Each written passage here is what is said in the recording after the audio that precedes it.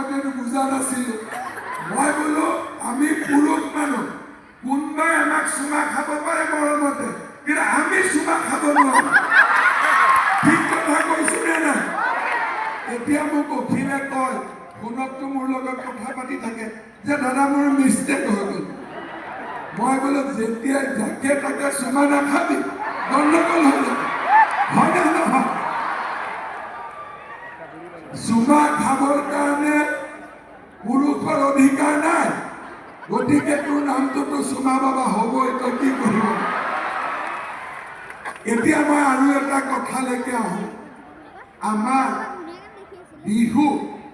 বিহুৰ সময়ত ঘৰত অতিথি আহেনে নাই বেছিকৈ আহে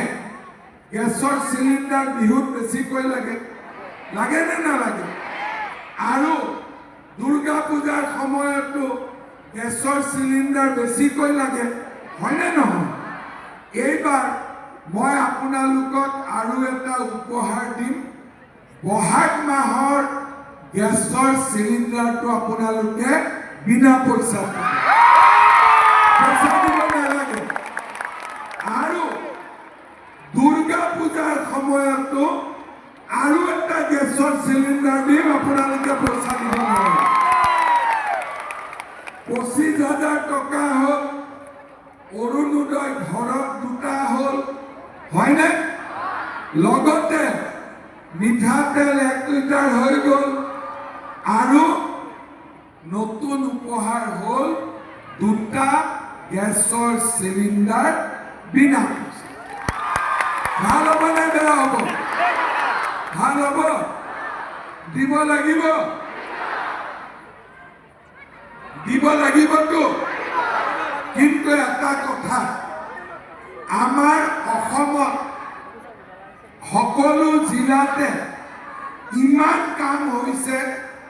আজি যদি আপোনালোকে ডিমৌ আৰু শিৱসাগৰ সমষ্টিৰ মাজতে তুলনা কৰে তেতিয়াহ'লে আপোনালোকে বুজি পাব যে বিজেপিয়ে আমাৰ জীৱনলৈকে কিমান পাৰ্থক্য আনিব পাৰে অখিল গগৈয়ে শিৱসাগৰ সমষ্টিটোক ভেঞ্চাৰ সমষ্টি কৰি ৰাখি দিলে হয়নে আৰু সুশান্ত বৰগোহাঁয়ে সুযোগ পায়ে একদম 180 স্পীডত গাড়ী চলাব হয়নে আজি ডিমৌত বাই ইলেকশ্যনৰ সময়ত মই যি কৈ আহিছিলোঁ ৰাস্তা বনাম মেডিকেল কলেজ বনাম ওপৰতে এখন ডিমৌত কেঞ্চাৰ হস্পিটালো হৈ গ'ল আগতে মই উপনিৰ্বাচনত কোৱাই নাছিলোঁ কৈছিলোঁ মেডিকেল কলেজ কৰিম লগতে সুশান্তই মোক ক'লে যে দাদা কেঞ্চাৰখনো মোৰ তাতে থাকিব 6 মাহ মই ৰখিলোঁ যে অখিল গগৈ শুনে যদি সোধক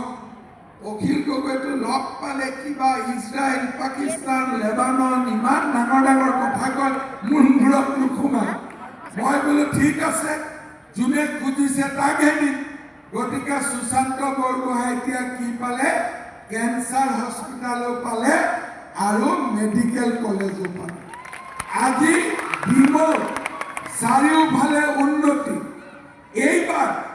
আপোনালোকে এটা সুযোগ দিয়ক শিৱসাগৰৰ কাৰণে ইমান কাম কৰি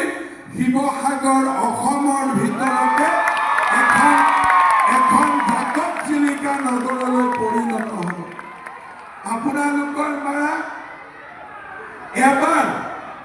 মই এটা অনুৰোধ কৰিম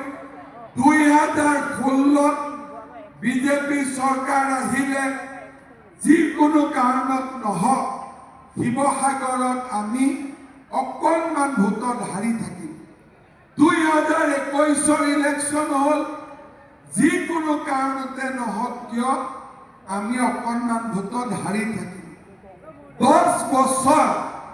আমাৰ মনত ইচ্ছা থকা সত্ত্বেও শিৱসাগৰৰ ৰাইজক আমি সেৱা কৰিব নোৱাৰিলোঁ এইবাৰ অন্তত চৰকাৰ বিজেপিৰ আহিব শিৱসাগৰত কাম কৰিবৰ কাৰণে আমাক এটা সুবিধা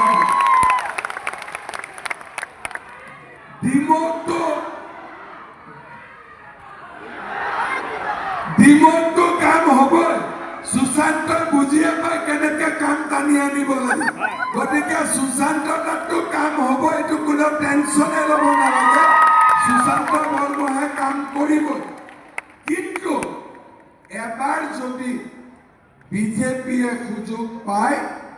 শিৱসাগৰ জিলাক আৰু শিৱসাগৰ অসমৰ ভিতৰতে এখন জাকত জিলিকা নগৰলৈ আমি ৰূপান্তৰিত কৰিম আজি আপোনালোকে নিজে চাওক ডিব্ৰুগড়ত কিমান